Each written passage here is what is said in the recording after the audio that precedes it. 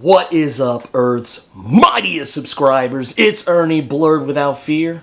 Welcome back to the channel. Today we are going to be talking about War of the Realms. Yes, War of the Realms number 3 by Jason Aaron and Russell Dodderman is out. Also, we are going to talk about War of the Realms Strike Force, the Dark Elf Realm, by Brian Hill and Linnell Francis Hughes. We are not going to really discuss anything that has happened in War of the Realms Venom number 13 because even though technically it is tied into War of the Realms, it's still more of a Venom story. So I'm saving that. I will get to that eventually. I know Venom is one of those things I normally cover on the reg, but man, there's a lot of stuff going on, man. War of the Realms is big, and DC just dropped two one-shots today, and I'm still getting caught up on Uncanny X-Men. Just there's a lot going on. There's a lot going on, man. I'm only one guy. Also, I will not be talking about what happens in War of the Realms Uncanny X-Men number 1 because that is also tied into War of the Realms. More of an X-Men story. So we're not going to talk about either of those. We're just going to be talking about those two books I mentioned first. But that said, we're going to talk about the teams the Avengers have put together in conjunction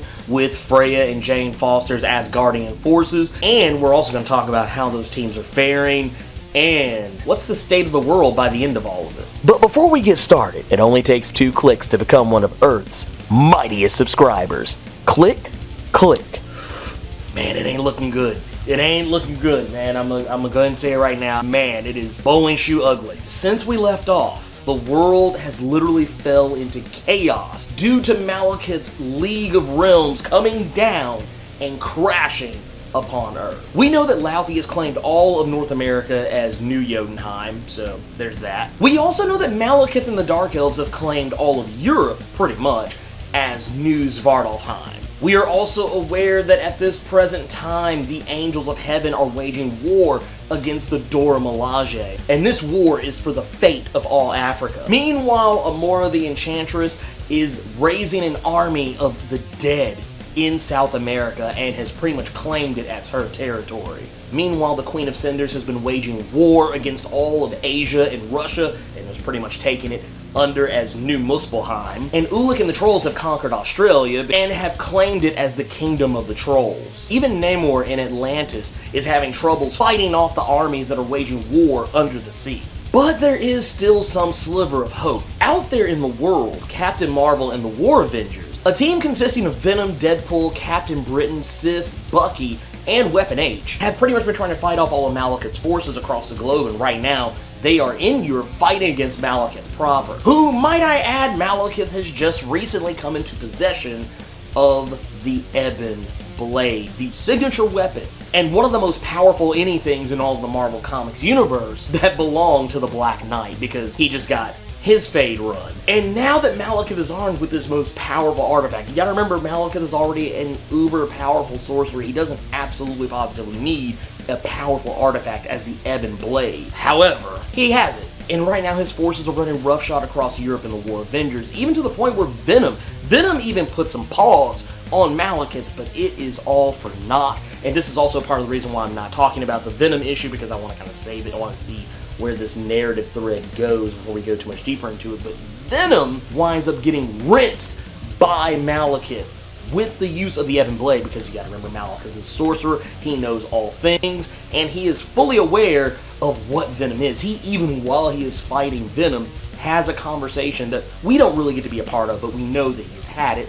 He has had a conversation with the symbiote and has learned about Null, which makes you wonder if Malekith would have some kind of way to bring Null into this, which that would not surprise me, but I think they're going to save that for absolute carnage, so I don't think we have to worry about that just yet. But he pretty much burns Venom to a cinder. At least that's the way they make it look when he uses the Ebon Blade on him. So I guess we have to yet once again bust out the Boys to Men for our fallen symbiote Venom and everything Excuse me?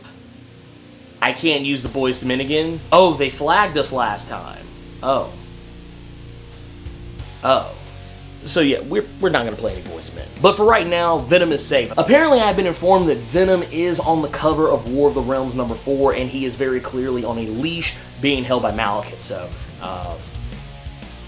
maybe not pour any Alpha Venom just yet? Also, speaking of fortunates, we do happen to know that the agents of Wakanda, namely Roz Solomon, she is leading their forces against Roxxon, trying to reclaim the communications that was lost when Dario set up the communications takedown across the globe. So right now they're fighting to get that back because for the most part they're cut off. They can't communicate with each other. I mean, they don't really have any telepaths on deck. So what are you gonna do? And we do know for a fact that Tony Stark and Shuri, a match made in heaven, are working in Nidavellir with the dwarves to try and build weaponry to help them fight back against Malekith. So we know that that's going down. Also, we know that in light of all the Valkyries getting washed in New York, that the Fantastic Four have returned to help protect the city and reclaim whatever is left of what is now New Jotunheim. So right now, Malekith's forces have just been running roughshod. It is incredibly insane. Like right now, when you think about it, they have come in, they've literally, Malekith has moved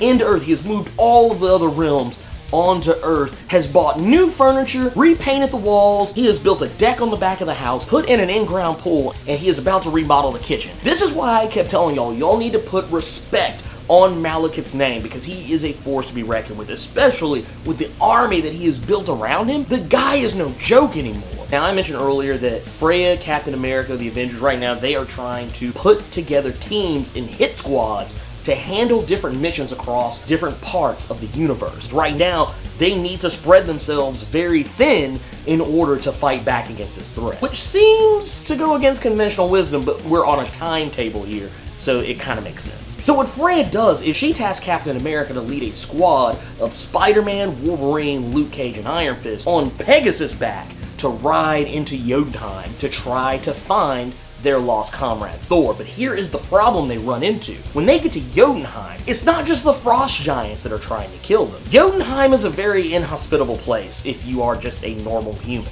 even a mutant, and no sooner than they get there, they are already attacked when the frost giants show up, firing off arrows the size of telephone poles by Captain America's estimation, killing Luke Cage's Pegasus, and starting a battle that they have to fight back against. And starting a battle no sooner than they've stepped 5 feet into Jotunheim. And of course, because we're talking about a squad that includes Captain America, Wolverine, Spider-Man, Luke Cage, and Iron Fist, it doesn't take them long to take care of this threat. But the problem is that the snow and ice, the blizzard that is going on right now makes it incredibly difficult for them to see. But fortunately, they have Wolverine who's able to track. And Wolverine is able to lead them to where Thor is. He can hear Thor screaming, and it makes you wonder because when they first got to Jotunheim, they said all they really needed to do was follow the river of giant blood. So we know that Thor has opened a barbershop up in Jotunheim, free fades, 3 for 1 for everybody. So why is Thor screaming? And it's when we finally catch up with Thor, we find that at first what Captain America mistakes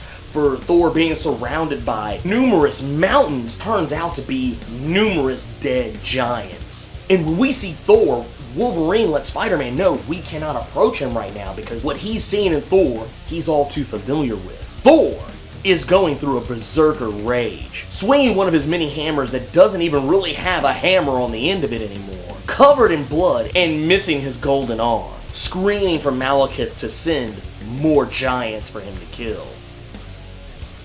Meanwhile, in Asgard, Heimdall and Daredevil work together to transfer Heimdall's powers. Using Heimdall's sword, Hofund, when Daredevil picks it up, we know that he took the powers of Heimdall and essentially became a god. We talked about this in the last issue. But now what Daredevil is doing is he's taking that power and using it to rebuild the Bifrost. But no sooner than he does that, Malekith's Dark Elf forces come to try to destroy it. And it's here where Daredevil, Heimdall, All-Mother Jane Foster, and the Destroyer armor must work together to try and fend off these forces that are about to destroy what they've just tried to recreate. And once again, I want to say what we saw in the previous video when I talked about with Daredevil using Heimdall's power, I think at that point, I think that takes place before what we're seeing right here, because at that point it seemed like Daredevil had already made peace with these powers for the most part and was able to control them and maintain a sense of stability and not be so overloaded by all the information he was taking in, because now not only was he hearing all the 5 boroughs of New York, he was hearing everything that was going on in all the 10 realms. I think this is before that because he is overwhelmed, he can't take it. And eventually, no matter how well he's fighting at the moment, he eventually finds himself completely taken over by all this sensory overload. And while he's in the midst of recovering from it, one of Malekith's Dark Elves turns suicide bomber and blows up the Bifrost along with himself. And this right here is awful because A, they just got the Bifrost back. B, there's only one Bifrost left, and it's the Black Bifrost in Svartalfheim that Malekith made himself, so that he could travel between the 10 realms undetected by anybody else. The other problem is that Freya has now tasked herself and her comrades, Punisher, Hulk, Blade, Ghost Rider, traveling into Svartalfheim to destroy the Black Bifrost, so that Malekith can't move willy-nilly between all the realms. And this is where I think we kind of touch on a little bit more of the information from War of the Realms, Strike Force, the Dark Elf Realm, which is just one of the longest titles ever. But when we talk about this issue, the reason why I bring this up is because at this particular point in time, Freya was told by Captain America to seek out the help of the Punisher, because even though Captain America doesn't like his methods and doesn't necessarily trust him, he respects Punisher for what he is capable of handling and doing. And it's here where Freya asks Punisher who should she put together on a team to try and take on this, what is essentially a suicide mission, a mission that Freya knows she may or may not come back from, and is also why she transferred her rank of All-Mother to Jane Foster 4, because, once again, she knows she may not come back from this, and even if she does, will it still be Freya? And I like this issue, like, man, when it comes to tie-in issues, I think I've been very vocal about the fact that I don't care for them. I generally, on average, hate tie-in issues. I don't like to read them, but in this particular instance of War of the Realms, for the most part, most of these issues have had something to offer, and I gotta admit, I really love the dynamic between seeing Freya and Punisher talk to each other and try to basically come to some sort of an agreement. Like, they're learning about each other. Like, Freya, even though she's Asgardian, she respects Frank Castle's simple nature. Of course, there's a War of the Realms going on. There's elves, frost giants, fire goblins. Everything is falling, angels coming down from the heavens. All this stuff is happening, and Frank has the most simple method for everything. Just take it out. It's that simple. And Punisher, even though he doesn't want to admit it or not, he respects Freya because I think deep down he sees that, yeah, even though she's a god, she feels the same emotions that anyone else does. She feels doubt. She feels fear, and he can sense this in her. And even though he doesn't want to sense this in her right now, because right now they need to rely on each other, it is somewhat refreshing to him because it reminds him that, yeah, at the end of the day, even for gods, we're all a little human on the inside. We all feel something. But in this issue, we see her task each of these members that the Punisher has handpicked and brought before. People who are the angriest people on Earth. People who have felt fear and have faced it and are too angry to be scared of it. And that's how you get that team of, once again, Freya, Punisher, Hulk, Blade, and Ghost Rider. They all must face their fears. Ghost Rider, Robbie Reyes, must face Zarathos, and essentially the Johnny Blaze version of Ghost Rider, calling him out for being a fake, for being an imposter, for not being the genuine article, and Robbie Reyes faces it down almost effortlessly, because he's tired of being treated as though he's not the genuine article, when in fact he is. He may be new at the game, but don't take his being new for being a weakness. And of course Hulk is facing her own cousin in the form of the other Hulk, the Immortal Hulk, for pretty much the same reasons as Robbie Reyes, fighting that doubt and insecurity that lies within her and fighting back against it and claiming her mantle, even though technically she kind of had already done that. And of course Blade faces what is possibly a future version of himself who has become Lord of all vampires and even has a Dracula-esque Castlevania castle. All of them fight back against their fears and completely annihilate them. And I even love the fact that when asked about what he saw, Punisher lies. And then he quickly cleans up and turns around and admits that yes, his fear was them, that he saw them before him and he had to kill them. And he did it. And he does admit that he did feel bad about it. But at the end of the day, he did what he had to do because that's what Punisher does. And now that they have faced their fears, and they even must face Freya now to prove their true might, and they do, now they must face down the forces of Svartalfheim, which they also do, fighting back, and they know that this is one of those suicide missions they may or may not come back from. This is something Freya has even warned them about, and I really appreciate the fact that while they're charging into hell on Ghost Rider's Hell Charger, Freya even says if anyone falls off, if anyone lags behind, leave them. We must go for the Black Bifrost. And when they get there, as they prepare to destroy it, it's here that Freya realizes that their Bifrost that they had literally just made has been destroyed. So now the Black Bifrost is the only Bifrost in all the 10 realms. So if they destroy it, there's no way for them to get back home, and more importantly, everybody is boned. But I really appreciate the fact that once this happens, and Freya tells her team to go through the Black Bifrost and help the others while she holds back the Dark Elf Horde, the team doesn't want to leave her behind because now they have bonded through the trials and tribulation, through fighting all the way through Svartalfheim, and fighting their own fears. They have bonded and become probably as much of a team as any other Avengers squad. It's a really cool thing. I really like this dynamic, and it's one of those things like, man, I actually could read a book of just this and nothing but this. And though Freya knows she must unleash her darkest powers within her to fight back against the Dark Elf Horde and Malekith's forces, the thing that she feared the most, that the reason why she let go of the power of All-Mother, she has now embraced it. And not only that, but her team is standing by her side to defend the Black Bifrost at all costs. Because once again, it's the only way in or out of anywhere. So yeah, that's pretty much everything that I think that is of importance in War of the Realms this week. I'm going to go into it right now. I probably missed some things. I probably left some things out. I told y'all there were certain things I wasn't going to cover in this. We'll touch on those later. But yeah, this video, man, my god, everything is just so amazing in this. The War of the Realms is off to a great start. I am normally kind of, up and down on certain event titles, but man, this is one that's as solid as it gets, man. I love it. I gotta admit it. I'm taken with it, man. This is one of those. I've been reading just about everything, and honestly, I've not been incredibly disappointed at all. Like, I think maybe even with the books that didn't tie in heavily, I still enjoyed, and they still felt like they had a place. But anyways, let me know what you think about War of the Realms #3 and War of the Realms Strike Force, the Dark Elf Realm #1. Sound off in the comments.